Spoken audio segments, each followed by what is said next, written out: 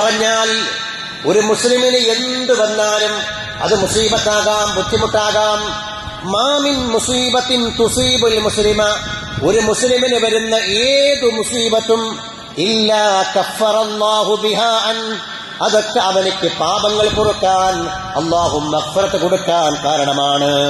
ഹത്ത ശൗക യുശാഖുഹാ, അവന്റെ കാലിൽ തറക്കുന്ന ഒരു മുള്ളു വരെ, കാലിൽ ഒരു മുള്ള തറക്കുന്നു, അതുവഴി അവനിക്ക് കാല് വേദനിക്കുന്നു, ശരീരം പ്രയാസപ്പെടുന്നു. അങ്ങനെ തറക്കുന്ന മുള്ളു വരെ അയാൾ മുള്ള തറച്ചാൽ തന്നെ അത് ദോഷങ്ങൾ പൊറുപ്പിക്കാൻ വഴിയാണ് എന്ന് പരിശുദ്ധനായ റസൂലുള്ളാഹി സ്വല്ലല്ലാഹു അലൈഹി വസല്ലം.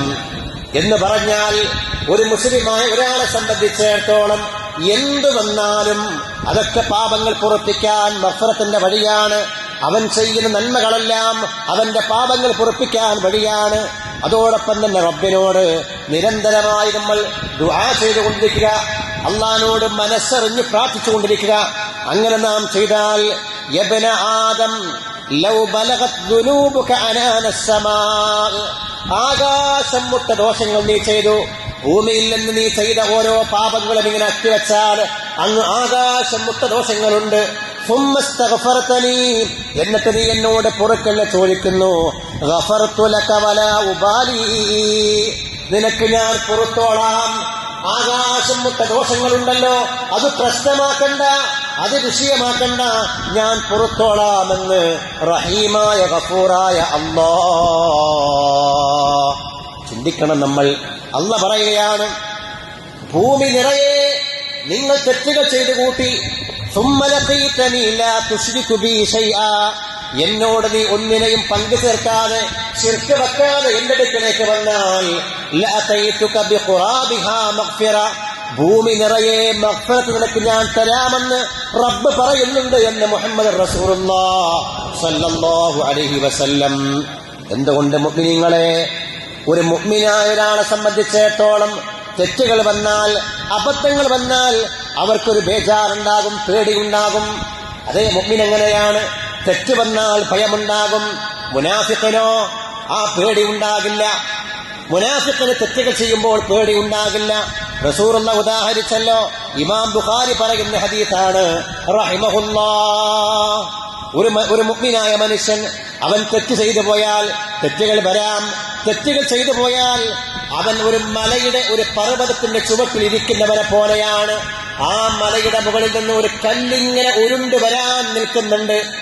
ആ മലയുടെ ചുവട്ടിൽ അവൻ ഇരിക്കുമ്പോ ഈ കല്ല് എന്റെ മീതേക്ക് പതിക്കുമോ എന്ന് പേടിച്ചിരിക്കുന്നവരെ പോലെയാണ് വിശ്വാസി എന്ന മുഅ്മിനെന്ന് നബിയുനാ റസൂലുള്ളാഹി എന്ന് പറഞ്ഞാൽ, ആ കല്ല് എപ്പോഴും എന്റെ മേത്തേക്ക് വീഴോ എന്ന് പേടിച്ചിങ്ങനെ ഇടക്കിടക്ക് നോക്കും. അവരിങ്ങനെ പേടിച്ചിരിക്കും.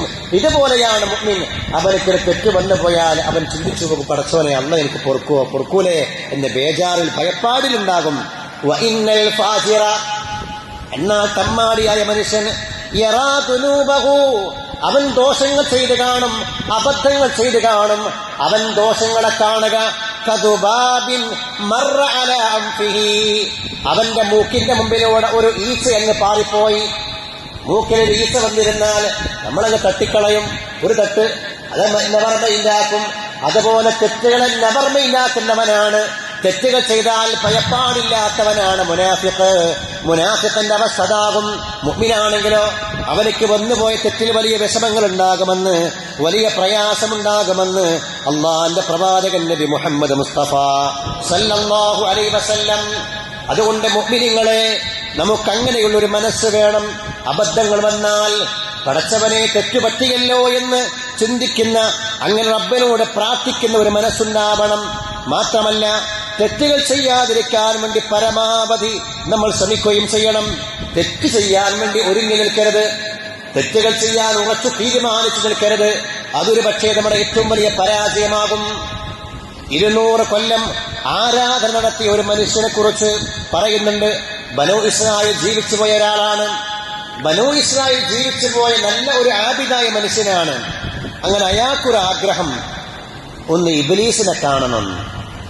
ഇബ്ലീസിനെ കണ്ട തരക്കേടില്ല എന്ന ആഗ്രഹം. അങ്ങനെ ഒരു ദിവസം ഇബ്ലീസിനെ കണ്ടു. വലിയ പണ്ഡിതന്റെ കോലത്തിലുണ്ടാവുക.